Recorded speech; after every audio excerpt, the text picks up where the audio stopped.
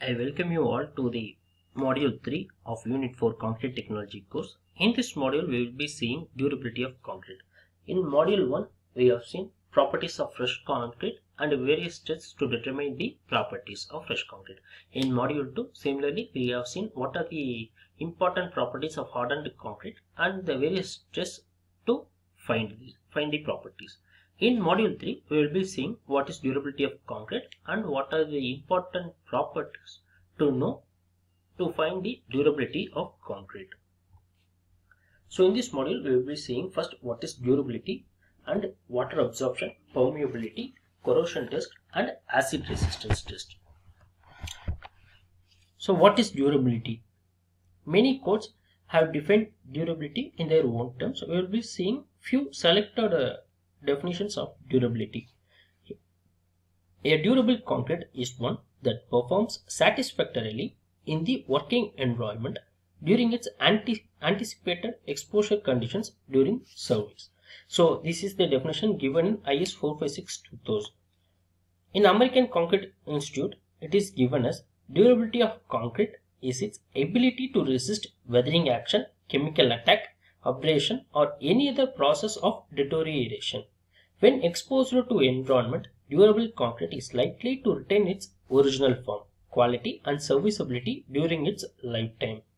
Durable concrete envisages limits for maximum water-cement ratio, minimum cement content, cover thickness, type of cement used and presence of amount of chloride and sulfates in concrete. For the concrete to be durable, its permeability should be as low as possible. So next we will be seeing what is water absorption. Absorption test is a popular method of determining the water tightness of concrete. A water absorption test such as Bureau of Indian Standards 1881-122-2011 testing concrete method for determination of water absorption measures the amount of water that penetrates into concrete samples when submerged. The lower the absorption, the better the result. However, as do many durability tests, there are limitations. The water absorption test doesn't account for any type of reactive process that ties up water. The assumption that all the weight gain is due to water is wrong, and there is only a short duration of submersion compared to what might happen in long-term conditions. So, for example, if you test the water sample, you will be soaking the concrete in the water, for example, 2 days, 3 days, or even a week. But when the structure is in real life, the situation may happen for a very long time, like 10 years, 12 years. So in 10 or 12 years, it may react differently to what happens in 7 days. So these are the limitations in water absorption test. Still, this test is will give you an idea about the water tightness of concrete in its initial stages. Furthermore, absorption testing can result in the misleading results when it comes to the use of concrete admixtures. Chemicals such as those in hydrophilic crystalline waterproofing admixtures like Kryton crystal internal membrane (KIM) react with water and unhydrated cement to form millions of needle-like crystals that blocks the flow of water through concrete. Unfortunately, absorption testing procedures measures the amount of water that penetrates into concrete samples when submerged, yet fails to take into account the inherent use of water in the crystallization process, especially in the early stages of curing. So, the absorption test will improve over time as the concrete is saturated and crystals continue to grow. Therefore, when testing durability of concrete that has a crystalline admixture within the mixed design, testing the absorption at later stages will give more realistic results. To acquire the most accurate results, the test of concrete should be done at 56 or 90 days rather than the early stage of 28 days. So during the initial stages, within 28 days, the admixtures in the concrete requires water to form crystalline shapes. So it requires more water. But once that 28 days is passed and the admixtures and the materials in the concrete get saturated, the water absorption capacity gets decreased and it may reflect the true water absorption capacity of the concrete. So the water absorption test should be done at a later stages, for example after 3 months when compared to the test done at 28 days of concrete. The next topic is permeability. Concrete has a tendency to be porous due to the presence of voids formed during or after placing. Penetration by substance may adversely affect durability. Example, calcium hydroxide leaches out. Ingress of air and moisture resulting in corrosion. Important with regards to water thickness of liquid retaining structure. Permeability is the ability of water to percolate water from one end to the other. When there is entrapped void, the pores. Permeability is indirectly proportional to the interconnection of voids.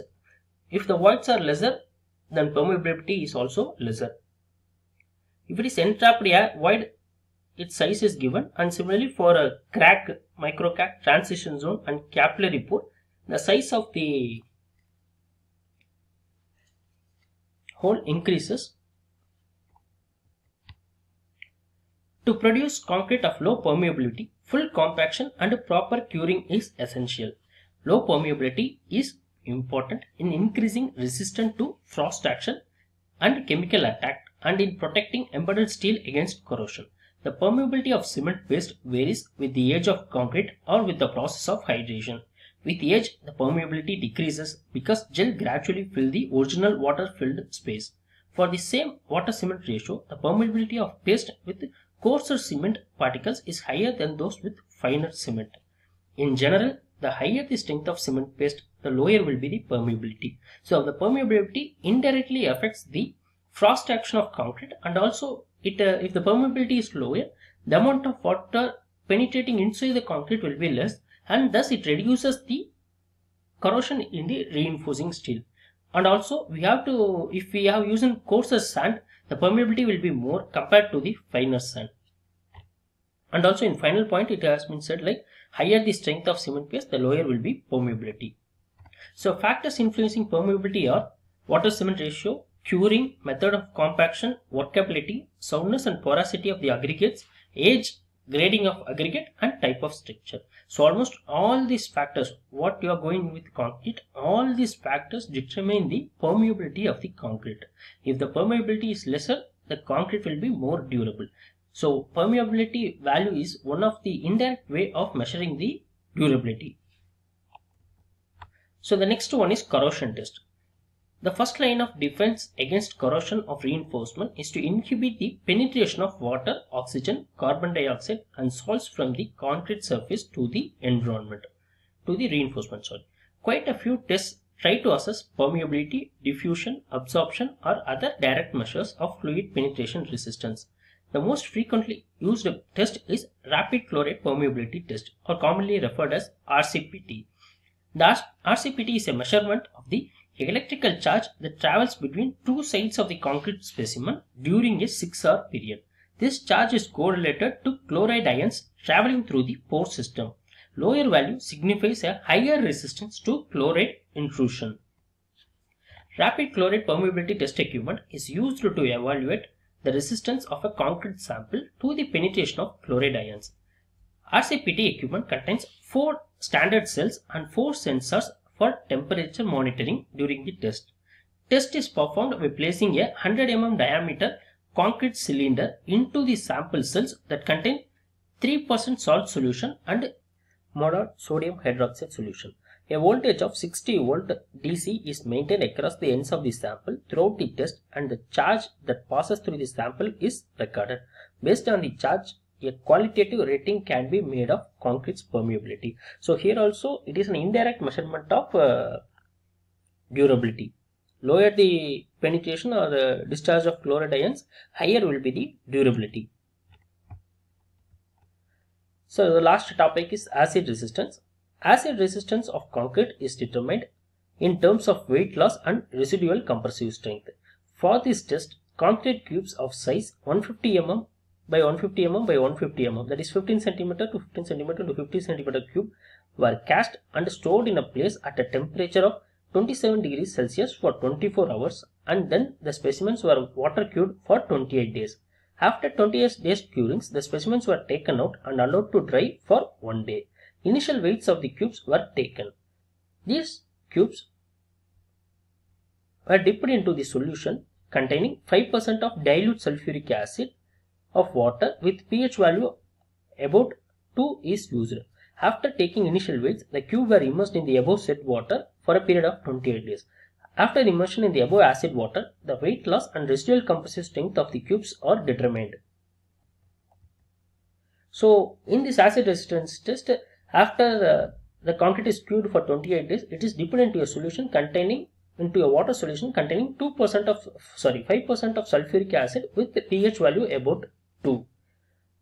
After it is immersed for 28 days, and after that the loss in weight is noted down, and the compressive strength test is carried out on the dipped solution. So obviously the weight will be lost, and the lost weight is noted down, and the residual compressive strength is noted. If the weight loss is lesser, it is very good to the concrete is very good to acid resistance. Similarly, if the weight loss is higher, then the concrete is not very resistant to acid. Similarly, the residual how much the compressive strength is reduced also noted, and it is indirectly related to the durability of the concrete. So as we have seen in this 4th test, first water absorption test, permeability, RCPT, acid corrosion test, and acid resistance test, it does not give a direct value of durability. Durability you can't measure, you can't find what is going to happen after 25 years, 30 years and 50 years from the construction of the building.